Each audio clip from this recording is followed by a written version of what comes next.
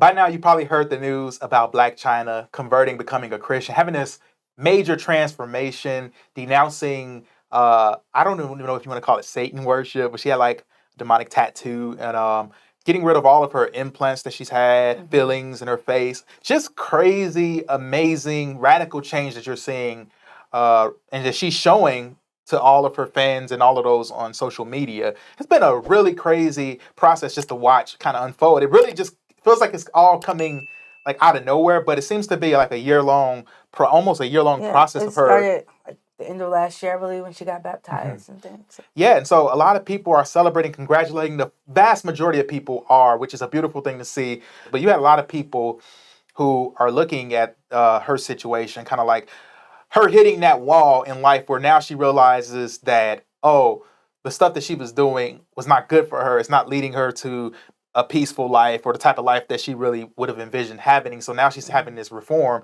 Is she spoiled goods, or is she at this point, I guess, useless? Isn't someone that you would want to have any type of relationship or future with and things like that? And so we're going to talk about that, talk about long intros, right? But we have to set the context for the conversation. And so we're going to have this conversation here about people's past experiences and how that ties into their future.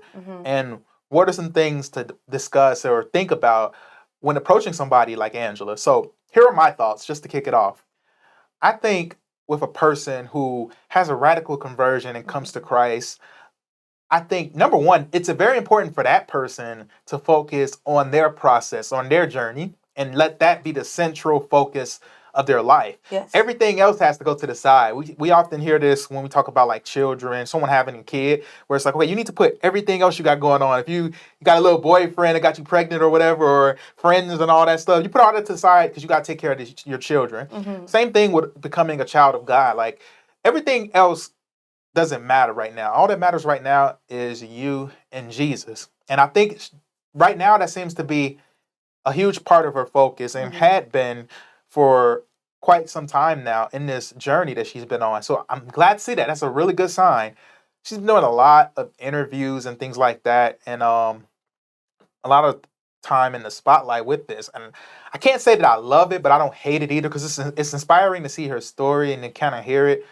But I also think that it's a little bit premature still, where she needs this time to really grow in private with the people that she's been working with, I think, and just continuing that. But I do love that she's showcasing a lot of the things that she's denouncing and changing, and just the overall message that she's trying to put out there, a message of hope, a message of, hey, it's not too late. I think that's great. Now, and as far as when it comes to, is she spoiled goods, I feel as though it's from a male perspective, and I'm going to speak as a man. There's a man for everybody, is my honest opinion. I've always felt this way. There's a man for everybody, but I think it's all about expectations, and expectations sometimes can kill a lot of what you want. I think for someone like her, I think she has to be very honest. And a lot of women, I feel like you have to be really honest with yourself, no matter how beautiful you are and still are. If you have a lot of baggage that you've experienced in life, you have to understand that from the side of, think about it from the perspective of a man.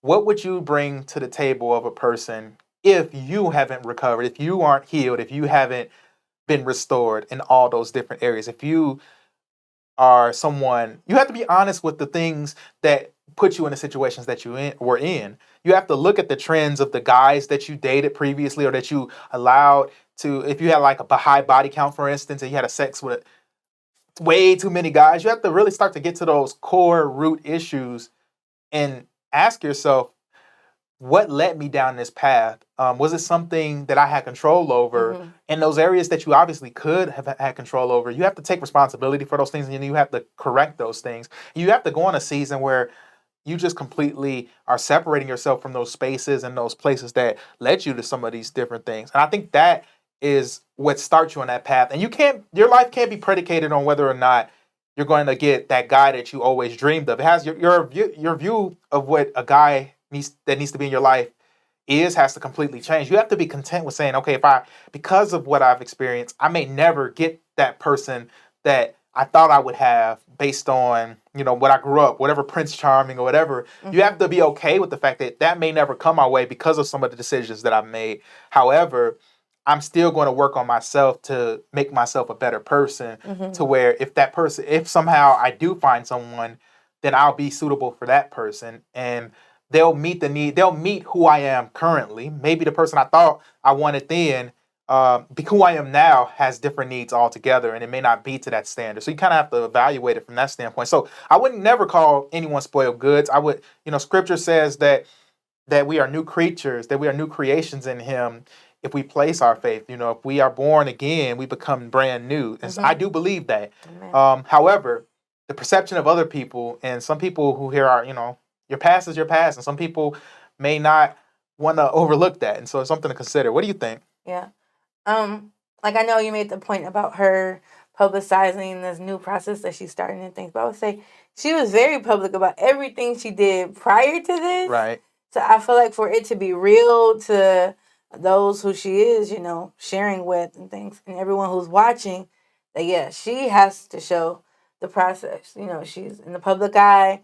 People know, the drama in her life, so you gotta share this. A lot of us are so used to giving our testimony after all the good has happened. We like, let me tell you about what God did for me, But seeing the process, seeing the change, how it's a daily, step-by-step change, I think that's going to be really helpful and a greater testimony for people who aren't saved and, they've been followers of her since, who knows when. So that's what I will say. I do agree what's most important is what she's doing when the camera goes off, between her and God. Like, consistency is going to be key if she's going to keep this up. And it's not just end of the year, beginning of this year type of thing, but, prayer and reading the word, maybe some fasting, all of that.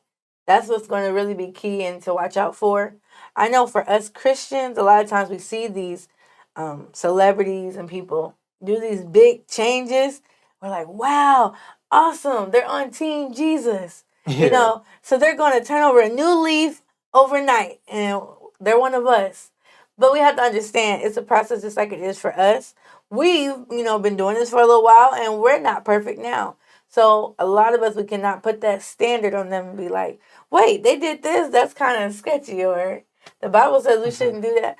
We can't, again, they're growing. We start over like babes when you're born again. So it's a process and we got to give them that grace as well as God gives us every day. Understand that she's still learning. And that doesn't mean that everything she's going to do that everybody's going to agree with who are Christians. But we got to continue praying for our sister. So, yeah. We can't give up on people.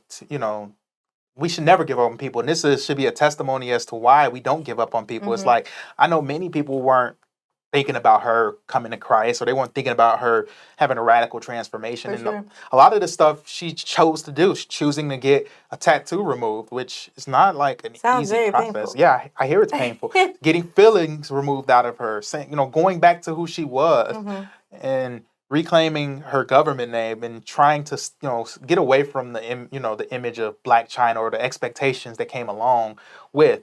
And I think she's still flushing out a lot of this stuff and fleshing it out. I think it takes time. People see these things, and I think you mentioned it. Like a good example was like Kanye, where you see these things and you're like, oh man, this person has changed. Some people have different processes in their sanctification than others. Some people, they put down everything and they turn away and they're gone for good, sometimes to extreme lengths where it's like, okay, things that aren't even really sin or wrong, they're like, oh, I don't do that, I don't do this, I don't wear that. And sometimes they need that for where they're at to be close with God. And there's nothing wrong with that for them. It's their conviction. I think we just have to, like you said, wait, and we have to pray for her. We should continue to pray for her. We should also pray for her children. She has children. And I believe she has one with Rob Kardashian. And I want to say with the other rapper Tyga, I want to say. She has to figure out how to show the best image to them now and to hopefully show them the power, the redemptive power of Jesus Christ. Yes. And that's what she's been doing with all of these public appearances, and it's great to see. My only hope is that continues and that she's not focusing necessarily on being this ambassador for Jesus. I want her to, but in the appropriate season. I want her to focus now on becoming a disciple, focus now on just sharing her testimony and how God saved her, and just continuing to perfect that. And as time goes on, you never know who may come into her life. You never know. I just don't even think she's still really young. So I don't even know if she may be like in her early 30s. I don't even know if that. I got to look it up. She's not that old though.